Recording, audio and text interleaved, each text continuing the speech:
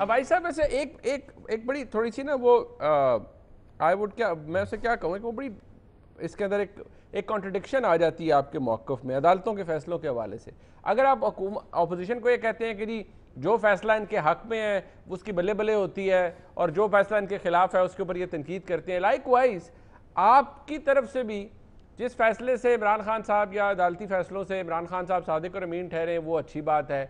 अगर अपोजिशन के हक में कोई फैसला है या बेल हो और बेल के नतीजे में इस तरह का फैसला है तो उसमें से भी शिबली फराज साहब आपकी पूरी जमात कीड़े निकालने लग पड़ती है और नहीं जी नहीं वो प्रोसिक्यूशन बड़ी माठी हुई, वो ऐसा हो गया, वो इन्होंने नैब का हाल कोई नहीं छोड़ा हुआ था। आप उस फैसले को पढ़िए तो सही, आपको पता चल जाएगा कि नैब ने उसके अंदर क्या किया है और अदालत को 87 सफ़ों के ऊपर वो लिखना पड़ा। एक बेल का फैसला था जो 87 सफ़ों के ऊपर मुहित था। तो कम से कम ये कॉन्ट्रडिक्शन तो नहीं होनी चाहिए ना। अगर आप अपोजिशन को एक्यूज करते हैं तो कम से कम अपना आर्गूमेंट तो दुरुस्त रखिए कि ठीक है वाकई यार ख्वाजा साद रफीक और ख्वाजा सलमान रफीक 16 महीने जेल के अंदर रहे, इवेंचुअली जब बेल हुई तो कोर्ट ने कहा केस ही कोई नहीं बनता। देखिए मुनीब साहब, अगर प्रोसिक्यूशन के मेयार पे अदालतों ने सवाल उठाया तो हम उसको समझ रहे हैं और हमें ये तो हमारे पे इल्ज़ाम ही नहीं है, हम तो इसका जिम्मेदार ही नहीं है। ये तो एक आइनी इदारा है और ऑटोनमस खुद मुख्तार इदारा है, उस पर उन्होंने सवाल उठाया। हम भी समझते हैं कि मुल्क के बड़े बड़े निशान बना कर निकलते हैं। नैब की कमज़ोरी है, नैब की।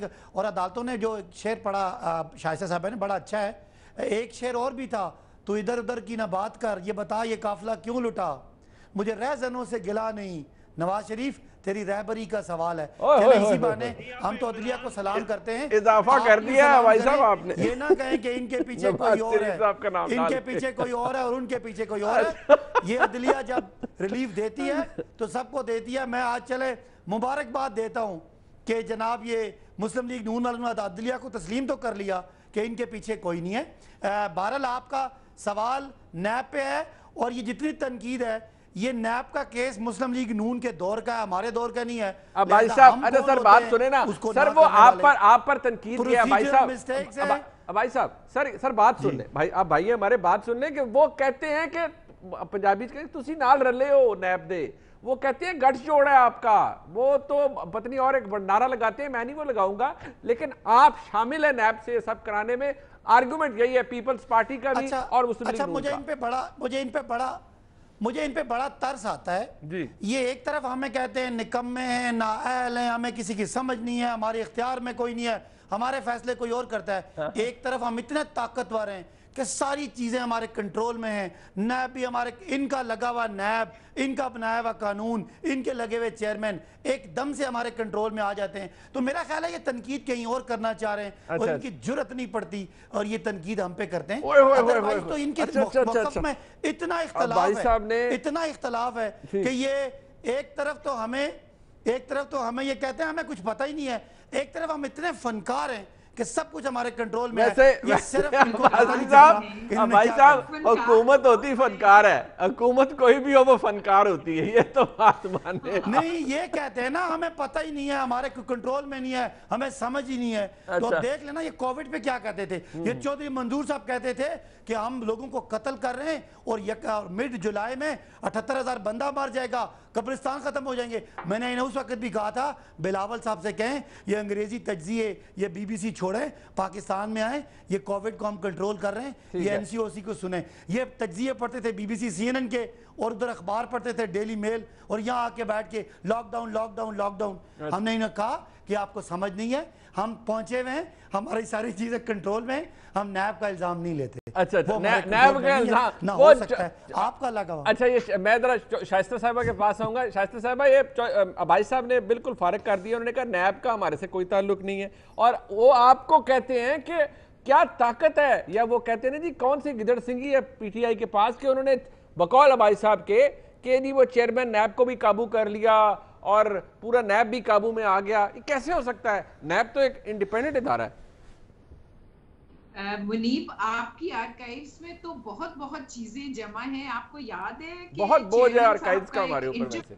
एक इंटरव्यू आया था जो उन्होंने कहा था कि अगर इनके लोगों के मैं नाम लूं तो मेरा ख्याल तमाम हुकूमत गिर पड़ेगी। जावेद लेकिन चौधरी उसके साहब बाद के फिर साथ एक जी, वीडियो, जावेद उसके चौधरी साहब का बाद कॉलम था जी। उसके बाद एक वीडियो आई थी चेयरमैन साहब की जी। उसके बाद एक वीडियो आई थी जो रिलीज हुई थी और ऑपोजिशन ने डिमांड भी की थी कि उसको इन्वेस्टिगेट होना चाहिए और पता लगना चाहिए वो कहाँ से वीडियो ऑडियो आई थी और या कैसी वीडियो और थी, कौन पता था नहीं। उसके ऑडियो पीछे, लेकिन वो ऐसी गायब हुई। लेकिन उसके बाद टेमिंग ऑफ द चेयरमैन तो जरूर हो गई थी। अच्छा जी। वो चेयरमैन ऐसे टेम हुए कि फिर तो उसके बाद उनको हुकूमत के लोग नजर आने बंद हो गए। और वो जो कहते हैं ना कि फेसेस नहीं मैं केसेस देखता हूँ, उसके बाद केसेस गायब हो गए और सिर्फ फेसेस ही फेसेस रह गए अच्छा। और वो तमाम ऑपोजिशन के थे। तो मेरी बात सुने, वो तो छोड़ दें, नेक्सस जो है वो तो अदालतों में जब हम जाते हैं तो हमें पता लग जाता है कि नेक्सस कितना स्ट्रांग है, क्योंकि कभी तो फाइल्स खोल के लोग आके पहले से अनाउंस कर देते हैं कि जी अब थोड़े दिन बाद वो गिरफ्तार हो रहा है, उसके फिर हम बाद निकम्मे तो ना हुए ना। कागजात फाइल खोल के दिखा दिए जाते हैं। तो मेरे भाई को कहें कि अदालत के फैसले जो आ रहे हैं ना, इट्स चार्ज शीट, खुदा का वास्ता अकल कर लें। और जो ये तरमीमें ला रहे हैं ना, नैब की अमेंडमेंट्स आ रही हैं, ड्रकोनियन और काले कवानीन को बस कर दें, क्योंकि नैब की वजह से इस मुल्क में तबाही फिर गई है, लोगों ने काम करना छोड़ दिया है। और ये जो नैब के कवानीन है, इनकी वजह से इन्वेस्टमेंट्स नहीं हो रही। वो तो खुदा सब का किया खौफ कराया करें आप लोगों का है और जी, बस कर आपने दें। कुछ किया नहीं है, आपने कुछ किया नहीं है। पीपल्स पार्टी मिन्नतें करती रही अपने दौर में आपके सामने। मैं आप तो जी मुनीब, आई एम सेइंग कि वो हमसे गलती हो गई है, वैसे लेकिन क्या उस गलती को अब दुरुस्त किया जाना वैसे है शाइस्ता कि परवेज मलिक उससे साहबा, ज्यादा ड्रकोनियन लॉज लाने हैं? आप बहुत मोहतरम है हमारे लिए, यकीन माने लिस्ट है मुस्लिम लीग नून की भी जिसपे वो कहेंगे हमसे ये भी गलती हुई, हमसे ये भी गलती हुई, हमसे ये भी गलती हुई। तो कभी देखिए, इक़्तिदार दोबारा मिला तो पता नहीं क्यों मुझे लगता है सारी गलतियां आप दोबारा करेंगे। नहीं, मेरा नहीं ख्याल। अच्छा। हमने पहले भी 5 साल पीपल्स पार्टी ने गुजारे और उसके बाद नून ने गुजारे और खैरियत से गुजरे हैं। लोगों को, अदारों को काम करने दें और उनको देख लेने दें कि कौन है। और एहतसाब के तो खिलाफ कोई है ही नहीं मुनीब, हम चाहते हैं एहतसाब हो, लेकिन अक्रॉस द बोर्ड हो और उसमें ट्रांसपेरेंसी होनी चाहिए और तमाम लोगों का, ना कि इस लाइन के इस तरफ, आयल के इस तरफ के लोगों का, बल्कि उस तरफ के भी लोगों का हो जाए। मैं जरा चौधरी साहब के पास चलता हूँ। पीछे सामने ठीक। अपने चोर बिठाए हुए, जिस चीज की रिपोर्ट आई है, मेरी बात सुने जी। जिस चीज का जो न्याजी साहब नोटिस लेते हैं, वो चीज मार्केट से क्या वो गायब भी हो जाती है। वो इतना तो डाटा वो नोटिस तो होता है जी, अल्लाह गायब माफ तो उसमें करे होना कि होता है। किसी चीज का नोटिस ना ही लें तो बेहतर है। अच्छा, मैं चौधरी साहब से पूछे, चौधरी साहब वो बात ये है, आपने भाई साहब की बात सुन ली, वो कहते हैं एक तरफ आप हमें कहते हैं हम निकम्मे, दूसरी तरफ वो कहते हैं आप हमने फनकारी को दिखाई है। और वो अलग बात है। बाजी साहब पहली दफ़ा MNA बने, उन्हें एहसास हो रहा होगा कि हुकूमत बहुत फनकार होती है, कोई भी हो, वो आपकी हो, पीपल्स पार्टी की, मुस्लिम लीग नून की या PTI की। बट सर वो कैसे कंट्रोल कर सकते हैं नैब को? शाइस्ता परवेज मलिक साहबा का एक ओपिनियन है, वो कहती है टेम कर लिया चेयरमैन को। नहीं देखो ना जी, देखो ना, नकम्मे ते लोगों ते नुक्ता नजर नाल ने ना, अच्छा, लोगों को कुछ नहीं देना। बाकी ते बड़े फनकार ने, अच्छा। बाकी तो बड़े तगड़े ने, बाकी ते देखो ना जी, बहुत सारे लोगों ने इन्हों ने प्ली बारगेन की है, आज जो मौजा कर रहे हैं, बहुत सारे लोग मतलूब हैं इनको, उनके केसेस हैं, नैब उनसे पूछ नहीं रही, प्राइम मिनिस्टर से लेकर बहुत सारे लोग। और इस वक्त जो खुल के खेल रहे हैं, जितने करप्शन के स्कैंडल्स हैं, जो करप्शन का मयार है, उससे कोई पूछने वाला नहीं है। तो ये किधर न कम है जी, बड़े फनकार लोग हैं, बड़े डाडे लोग हैं, लेकिन अपने आप ले लोगों ली तो बहुत निकम्मे ने गए।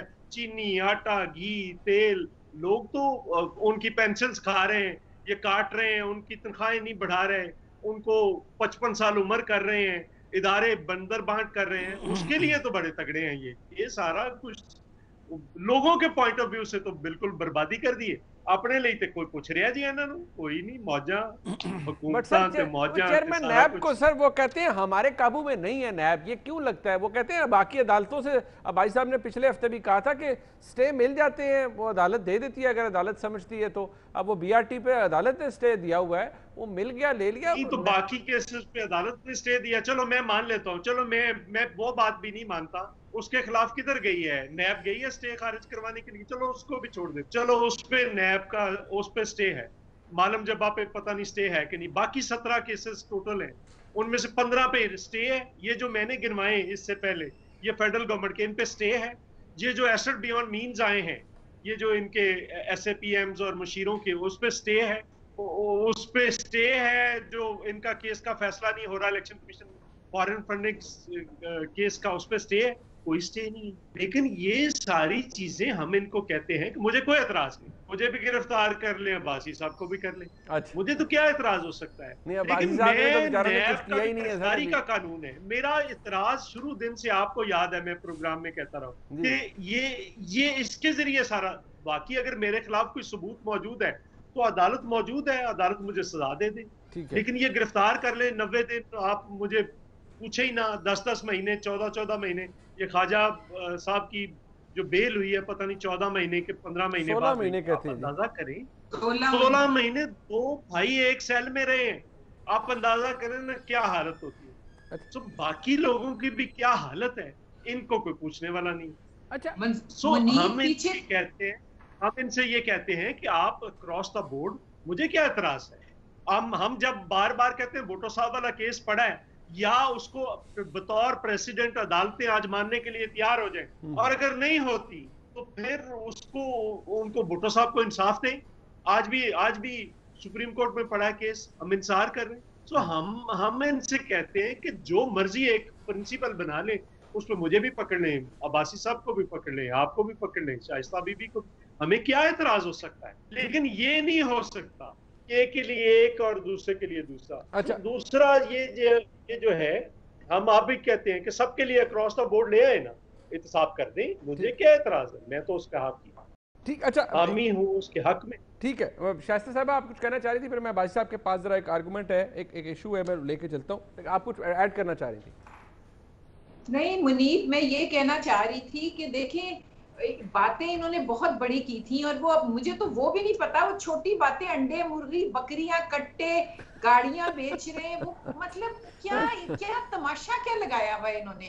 और फिर ये नैब के साथ मिलके एक सर्कस इन्होंने जारी कर दी है, जिसका कोई एंड ही नहीं है। जो लोगों को, जो यहाँ ही नहीं, पाकिस्तान में ही नहीं, जो यूरोपियन यूनियन और सारी दुनिया में पाकिस्तान का मजाक बन रहा है कि जो ये पॉलिटिकल इंजीनियरिंग करते हैं नैब के थ्रू, तो इसका जवाब मेरा भाई अगर दे दे तो बहुत अच्छा है कि हम नहीं कह रहे, अब तो दुनिया कह रही है जी।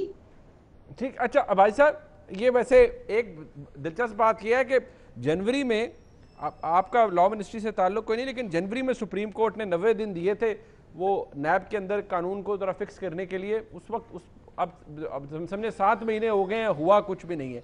बट अगेन यही आर्गूमेंट है भाई साहब ऑपोजिशन का कि आप लोग अपने मतलब के लिए, नैब बेशक कहता रहे या वो आप जितना मर्जी पोजीशन ले, नैब इफेक्टिवली हुकूमत के खिलाफ कुछ नहीं करता। आप लोगों के पास 2-3 मिसालें आ जाती हैं, देखिए जी सब्ताइन खान को गिरफ्तार किया, देखिए जी अलीम खान को गिरफ्तार किया, रिजल्ट है वो बेल हो गई, बाहर निकल आए, ठीक है, बेल अदालत ने देनी है। बाकी जितने केसेस गिनाए जाएं उन पे नैब ने क्या किया है? कुछ भी नहीं किया। परवेज खटक है, अलीम खान, आर्गुमेंट है, उसकी अखलाकी कोई स्टैंडिंग ही नहीं है, उसकी कोई अखलाकी फुटिंग ही नहीं है। मुझे बता दें कि अपने लिए, अपने लीडर्स को बार बार वज़ीर आज़म बनाने के लिए जो पॉलिटिकल पार्टीज़ 2-3 दफ़ा बड़ी आइनी तरमीम करती हैं, जिनके पास अक्सरियत भी थी, वो 5-5 साल मज़े से गुजारते हैं, एक दूसरे को चोर चोर भी कहते हैं, एक दूसरे के खिलाफ केस भी बनाते हैं, और पूरा अपना टेन्योर गुजार के तसल्ली से आखिर में आते हैं। और एक हुकूमत जिसके पास अक्सरियत भी नहीं है इतनी कि वो खुद ब खुद तरमीम करे, उससे वो तरमीमें करवाते हैं जो खुद नहीं कर सके।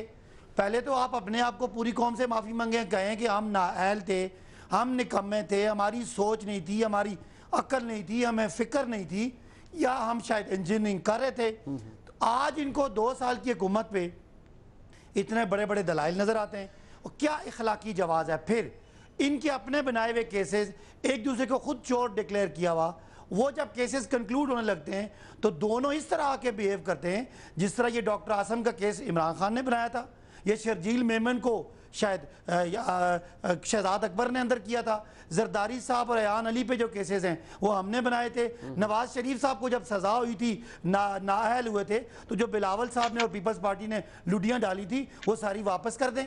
मतलब कोई इखलाकी जवाज ही नहीं है। अच्छा, कि ये सिर्फ ये है।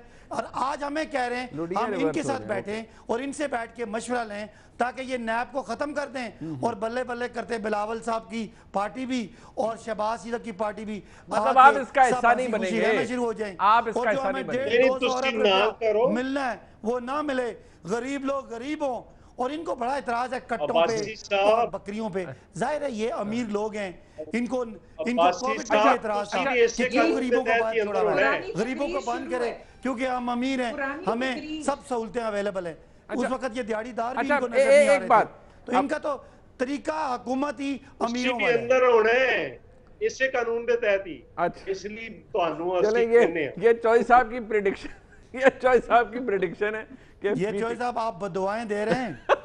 और बात सुने भाई साहब, आप हुकूमत में है, उन्होंने चंदा कुछ नहीं, उन्होंने बदुआएं ही देनी है ना। तो मैं मियां साहब वाली बात करूंगा, मियां साहब वाली बात करूंगा। मियां साहब का तो ये वन लाइनर है मुनीब कि हमने भुगत लिया, अगले भुगते हैं। मैंने कहा आप भुगत चुके हैं, हम भी भुगत लेंगे। अच्छा भाई साहब ठीक है, लेकिन चले ये नैब को नहीं भुगती जानी।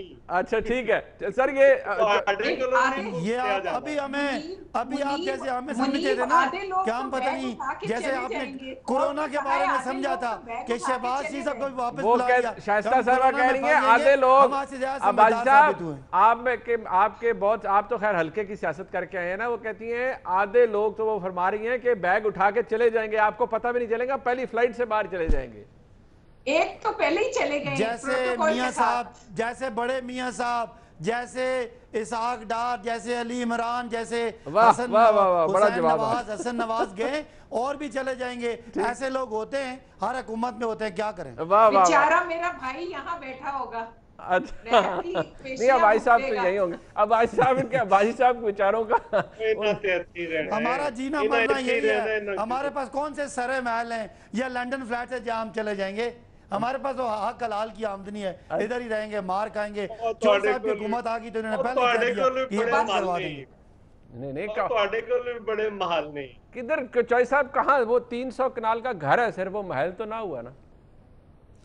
वो आप पकड़ लेते ना 300 कनाल का घर। अच्छा नहीं चले, अच्छा जी नैब पे बात हो गई काफ़ी तफसील से। ब्रेक के बाद जब मैं वापस आऊँगा, एक बहुत अहम इशू है। अभी कुछ देर पहले हामिद मीर साहब का प्रोग्राम हुआ, शहबाज गिल साहब मुआविन खुसूसी वज़ीर आज़म मौजूद थे वहाँ पर। उन्होंने एक बात कही हामिद मीर साहब के सवाल के जवाब में, मैं चाहता हूँ वो बात आप सुनिए और क्या ये बात वाकई होनी चाहिए थी या नहीं होनी चाहिए थी। ब्रेक के बाद सब बात साथ रही।